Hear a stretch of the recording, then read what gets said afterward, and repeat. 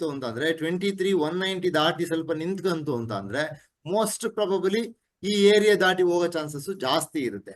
ಸುಮ್ನೆ ನೋಡಿ ಒಂದ್ಸಲ 23,250 ದಾಟಿದ್ರೆ 23,250 ಅಂಡರ್ಲೈನ್ ದಿಸ್ 23,250 ದಾಟಿದ್ರೆ ನಿಫ್ಟಿ ಸಿಹಿ ಮಾಡೋದನ್ನ ಮಿಸ್ ಮಾಡ್ಕೋಬೇಡಿ ಆಯ್ತಾ, ಮಿಸ್ ಮಾಡ್ಕೋಬೇಡಿ. ಚೆನ್ನಾಗಿದೆ. ಇವತ್ತಿಗಿನ್ನ ಇನ್ನೊಂಚೂರು ನಿನ್ನೆ ಹೈಗಿನ್ನ ಇನ್ನೊಂಚೂರು ಮೇಲಕ್ಕೆ ಹೋಗ್ಬೇಕು ಅಷ್ಟೇ ಆಯ್ತಾ, 20-30 ಪಾಯಿಂಟ್ ಮೇಲಕ್ಕೆ ಹೋಗ್ಬೇಕು. ಅದು ಹೋಯ್ತು ಅಂತ ಅಂದ್ರೆ this is very good, this is very good. Okay right.